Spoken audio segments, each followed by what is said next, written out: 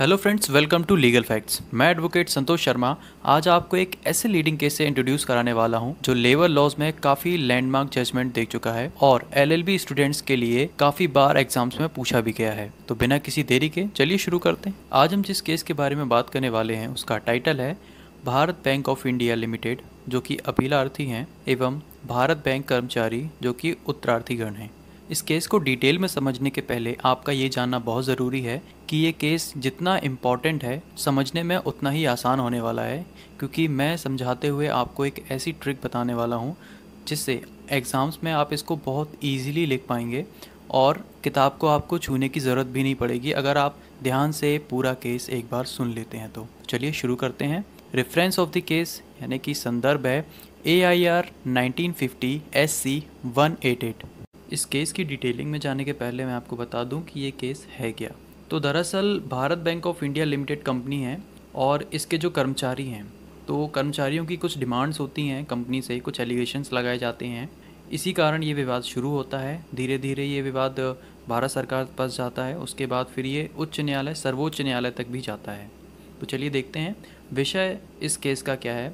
तो ये जो केस है ये औद्योगिक विवाद अधिनियम की धारा 7 एवं 15 पर आधारित है। और ये धारा क्या कहती हैं कि ट्रिब्यूनल जो कि राज्य सरकार द्वारा या केंद्र सरकार द्वारा गठित किया जाता है, ये न्यायिक स्वरूप में कार्य करता है, हालांकि ये न्यायालय नहीं होता है। फैक्ट्स ऑफ द केस जान लेते हैं।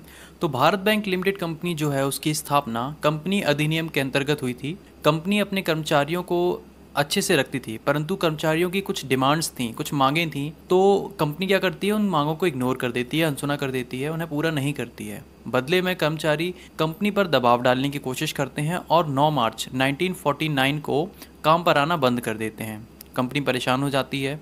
इसके बाद वो कंपनी अपने कर्मचारियों को वापस लाने के लिए एक सूचना जारी करती है, परंतु कोई भी काम पर वापस नहीं आता है। परिणाम स्वरूप क्या होता है कि कंपनी 19 मार्च और 24 मार्च को कुछ कर्मचारियों को काम से निकाल देती है, उन्हें सेवानिवृत्त कर देती है, परमानेंटली काम से निकाल देती है। इसी के बाद जो ये औद्योगिक विवाद होता है वो शुरू होता है। इस विवाद की जानकारी जब केंद्र सरकार को लगती है तो केंद्र सरकार औद्योगिक विवाद अधिनियम की धारा 7 के अंतर्गत 3 व्यक्तियों का एक ट्रिब्यूनल डिसाइड करता है। ट्रिब्यूनल क्या होता है, अब पहले हम ये जान लेते हैं कि ट्रिब्यूनल जो है एक गैर न्यायिक, अर्ध न्यायिक भी कह सकते हैं हम, एक प्रशासनिक गठन होता है जिसमें कुछ मजिस्ट्रेट होते हैं तथा कुछ उस विभाग के विशेष अधिकारी होते हैं। तो ये जो ट्रिब्यूनल था इसकी स्थापना इसलिए की गई थी क्योंकि ये जो बैंक के कर्मचारियों की छटनी हुई थी और उन पर जो अत्याचार हुआ था इसका विवाद हल करना था। ट्रिब्यूनल काफ़ी देर तक दोनों पक्षों को की दलीलों को सुनता है। उसके बाद 19 जनवरी 1950 को एक पंचाट डिक्लेयर करता है जिसमें ये कहा जाता है कि सभी 26 कर्मचारियों जिन्हें गलत तरीके से निकाला गया था उनकी नौकरी से, उन्हें वापस नौकरी पर रखा जाना चाहिए। अभी ये जानना ज़रूरी है कि पंचाट क्या होता है। तो पंचाट एक मध्यस्थ यानी कि बीच का रास्ता होता है। दोनों पक्षों की दलीलों को ध्यान में रखते हुए एक बीच का निर्णय लिया जाता है। ट्रिब्यूनल का जो ऑर्डर हुआ था उसके अगेंस्ट अपीलार्थी यानी कि Bharat bank limited company supreme court में भारतीय संविधान के अनुच्छेद 136 के अंतर्गत एक अपील दायर करती है। उस बैंक के कर्मचारियों की तरफ से एक ऑब्जेक्शन फाइल किया जाता है और यह कहा जाता है कि अकॉर्डिंग टू आर्टिकल 136 अनुच्छेद 136 के अनुसार इस अपील को सुप्रीम कोर्ट में दायर नहीं किया जा सकता। अब क्यों नहीं किया जा सकता, इसके लिए हमें जानना ज़रूरी होगा कि आर्टिकल 136 में है क्या। क्योंकि आर्टिकल 136 के अंडर कोई भी मामला जो कि सुप्रीम कोर्ट में ले जाया जाता है, उसका रिव्यू किया जाता है, वो न्यायिक निर्णय होना चाहिए। यानी कि किसी भी न्यायालय के द्वारा कोई निर्धारण किया जाता है, कोई निर्णय लिया जाता है, तो उसे हम चैलेंज कर सकते हैं सुप्रीम कोर्ट में according to the employees of that bank जिन्होंने ऑब्जेक्शन फाइल किया था। चूंकि ये जो निर्णय था वो ट्रिब्यूनल द्वारा डिसाइड किया हुआ था, इसीलिए इसे सुप्रीम कोर्ट में चैलेंज किया नहीं जा सकता। क्योंकि ट्रिब्यूनल का गठन जो है वो केंद्र सरकार द्वारा किया गया था। केंद्र सरकार एक प्रशासनिक मशीनरी है, इसके द्वारा गठन की हुई है। ट्रिब्यूनल का जो डिसीजन है वो प्रशासनिक होगा, ना कि न्यायिक होगा। ये जो अपील थी वो माननीय मुख्य न्यायाधीश केनिया न्यायाधीश फजल अली महाजन BK मुखर्जी तथा पतंजलि शास्त्री द्वारा सुनी गई। मुख्य न्यायाधीश केनिया द्वारा ये माना गया कि जो औद्योगिक प्राधिकरण ट्रिब्यूनल है उसकी शक्तियां और क्रियाकलाप जो है वो काफ़ी न्यायिक के समतुल्य हैं, मतलब कि काफ़ी कुछ मिलता जुलता है न्यायालय से, पर वो न्यायालय नहीं है।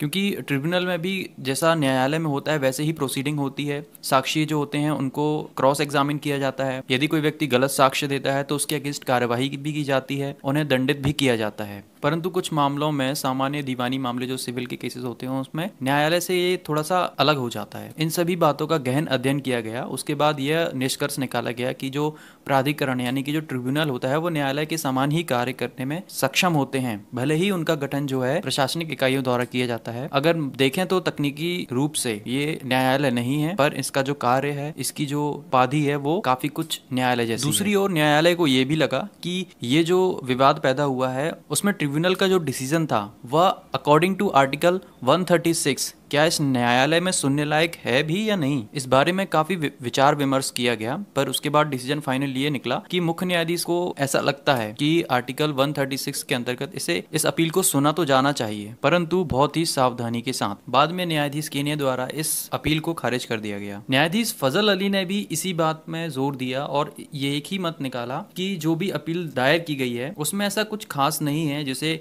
स्वीकार किया जाए। हाँ, जबकि प्राधिकरण यानी कि ट्रिब्यूनल द्वारा जो भी निर्णय या आदेश पारित किया जाता है उसे उच्च न्यायालय में उसके अगेंस्ट अपील दायर की जा सकती है, परंतु ये जो अपील थी इसमें कुछ खास ऐसा मिला नहीं, इसीलिए उन्हें इस अपील को खारिज कर दिया। वहीं माननीय महाजन न्यायाधीश जो हैं उन्होंने इस बात पर काफी गहन चिंतन किया और उन्होंने ये सहमति बताई कि अपील जो है न्यायाधीश के समक्ष प्रस्तुत की जा सकती है, और कुछ उन्होंने गुण अवगुण को देखते हुए प्राधिकरण को आदेशित किया, जो पंचाट प्राधिकरण द्वारा डिसाइड किया गया था उसमें कुछ परिवर्तन लाए और इसे वापस से आदेश में लाए। वहीं न्यायाधीश BK मुखर्जी द्वारा यह आदेश दिया गया कि प्राधिकरण के किसी भी आदेश के विरुद्ध न्यायालय में अपील दायर नहीं की जा सकती है, भले ही वो अनुच्छेद 136 के अंतर्गत आए या ना आए। हालांकि विवाद ये नहीं था कि अपील लगनी चाहिए या नहीं लगनी चाहिए, इसीलिए उन्होंने कहा कि न्यायालय को इस बारे में हस्तक्षेप नहीं करना चाहिए और जो भी प्राथमिक ऐतराज थे उनको स्वीकार नहीं किया और अपील को खारिज कर दिया। वहीं अन्य न्यायाधीश पतंजलि ने भी न्यायाधीश मुखर्जी के जो निर्णय थे उनसे पूर्ण रूप से सहमति व्यक्त की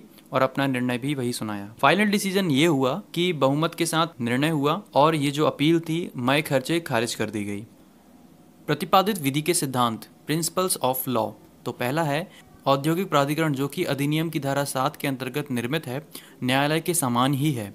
यह तथ्य कि सरकार को धारा 15(2) के अनुसार ये घोषणा करनी होती है कि जो प्राधिकरण निर्मित किया गया है वो न्यायालय के समान ही कार्य करेगा, हमारे प्रतिकूल नहीं करेगा।